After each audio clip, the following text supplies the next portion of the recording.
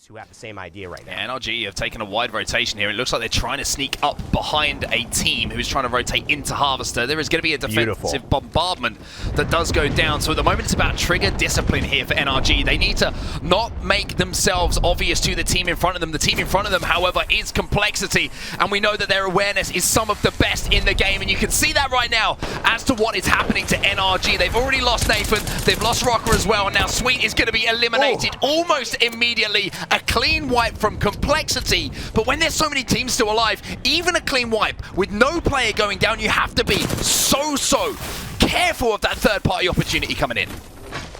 And what an amazing play there by Complexity. I called it beautiful, but can SSG pull something off just as beautiful here? They're in the middle of a fight. They may not stay alive, though. This is tricky, and so we're going to stay along with Frex just for a moment, and he cleans it up.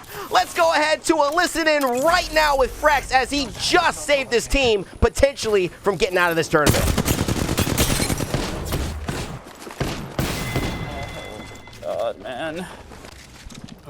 Contact with hostile. We need to.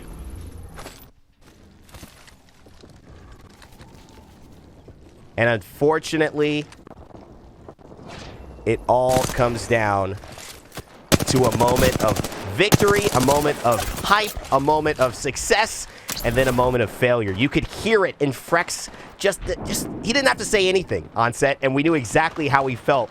And that is the highs and lows of Apex Legends in a tournament like this, with big boys every corner ready to pounce on you once you get into a fight. Unfortunate for them, but nice play by Frex. Yeah, perfect illustration of what happens when there's so many teams alive and there's so little room to play with. HR right now inside of Harvester. I'm not sure if they're quite safe at the moment. There might be another team just in front of them trying to hold them out from this position. And they've been in this position for a while. You can tell by the damage that they've done and also the armors that they have on their backs as well for this fight. Yuri's doing some good damage with the 301 as we jump on board with Flashpoint. Shots being missed. Peach now moving in, trying to do what he can with the 301. The bubble fight goes down, but he will also fall. Ranked is harder. Will win that 3v3.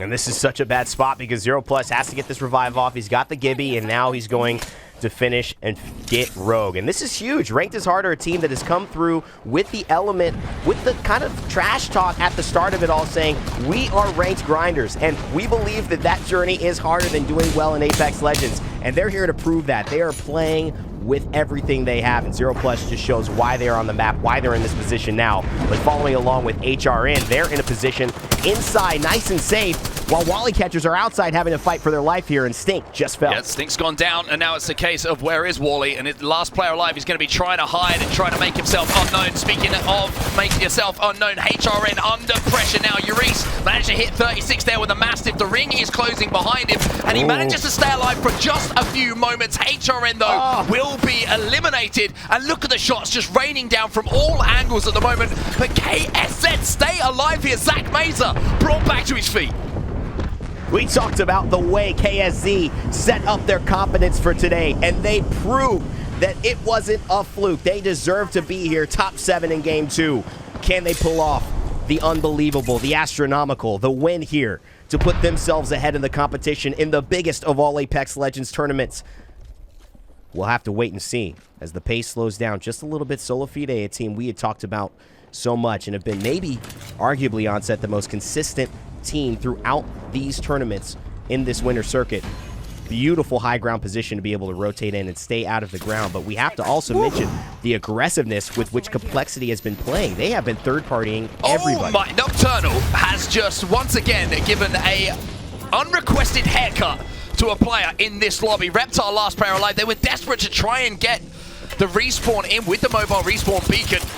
And for now, Reptile has managed to stay alive and hold off that push. It doesn't look like there's anyone there to capitalize either. Nocturnal will be holding the angle with that longbow and trying to maybe get a re-knock, and that respawn beacon might be ever so slightly out of reach here for Complexity to get their third member back into a game. But this is going to be a difficult rotation here. You can see two teams above each other in this little snake area of Harvester. One has to move before the other, and you saw SOLAFIDE. They are the team to talk about. Like you mentioned, in my opinion, it's not even a question. They have been the most consistent team, in my opinion, in the winter circuit, and they have the high ground overlooking everything that's going down.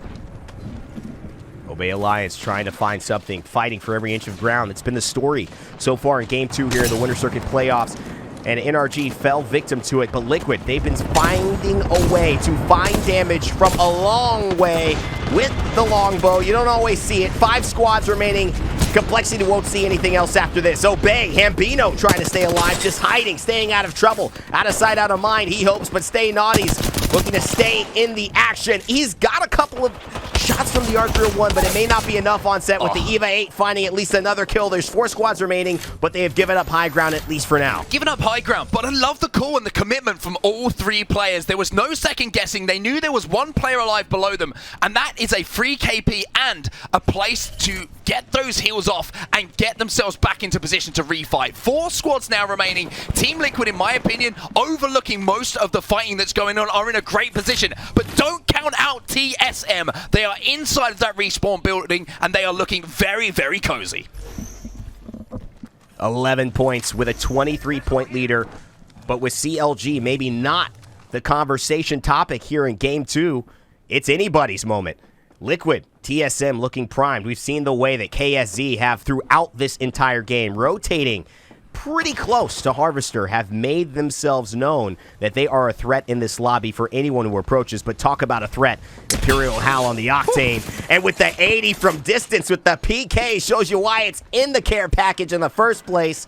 Oh my goodness, TSM have a lot of firepower, but the question is, how are they going to use it? The difficulty here is they don't have Wraith, so they don't have the ability to pull out without potentially taking damage. They have to leave one of those doors, maybe use an Octane jump pad to try and find a position to play from, but you can see that KSZ, they have the high ground now, they have the top of the building, and that Liquid are also overlooking TSM, so they've got a kind of hope here, TSM. The other 2 teams engage, and that's what's going down right now, but smart play here from Zach Mazer, trying to create as much space as possible to dominate where this circle is going to be moving, and then they can hold TSM on their exit from this building. TSM in a really tough spot. Their game is in the hands of Liquid and the other team outside.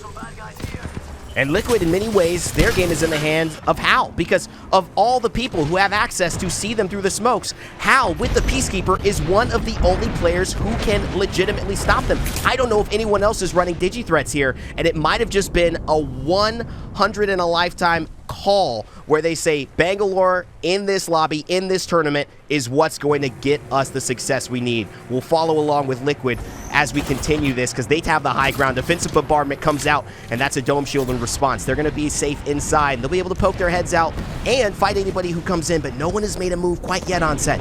Zach holding on the right side as well, and the PK still dangerous, but inside, not a threat until they engage. Will this be the moment? The Octane jump pad comes out.